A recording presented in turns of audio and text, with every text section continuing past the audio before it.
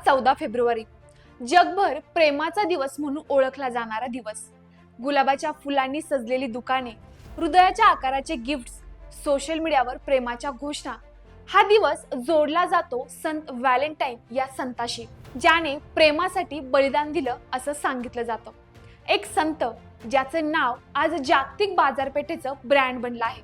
पण थांबा, याच भारतात, याच महाराष्ट्रात संतांची एक वेगळी परंपरा उभी राहिली. वारकरी संप्रदाय. इथे संतांनी प्रेम साजरं केलं, पण एका दिवसापुरतं नव्हतंच. संत तुकाराम महाराज कष्ट करत शेतात उभे राहिले. संत ज्ञानेश्वर महाराज ज्ञान देताना मातीपासून दूर गेले नाही. संत नामदेव महाराज विठ्ठल नाम घेत घेत श्रमाला पूजेसारखं जपलं. त्यांच्यासाठी शेती म्हणजे फक्त अन्न निर्मिती नव्हतीच, ती होती भक्ती, ती होती साधना, ती होती प्रेमाची प्रत्यक्ष कृती. एका बाजूला रेस्टॉरंट मध्ये मेणबत्त्यांच्या प्रकाशात व्यक्त होणारं प्रेम, तर दुसऱ्या बाजूला कडक उन्हात, ओल्या मातीत आणि घामाच्या थेंबांतून प्रकट होणारं प्रेम.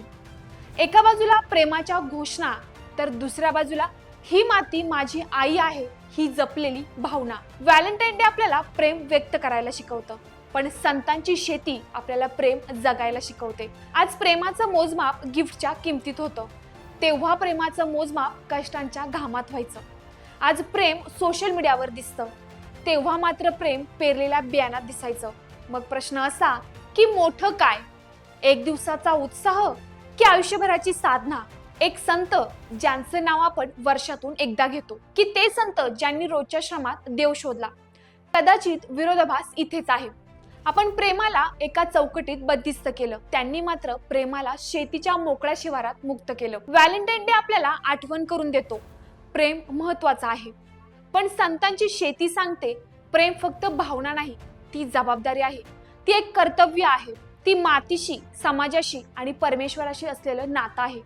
म्हणून आज जर विचारलं मोठं कोणतं, तर कदाचित उत्तर तुलना नसून दिशा आहे. प्रेम साजरं करा, पण ते फक्त एका व्यक्तीपुरतं मर्यादित ठेवू नका. ते आपल्या मातीत रुजवा, ते आपल्या श्रमात फुलवा आणि मग पहा प्रेमाचा खरा उत्साह कोणता आहे.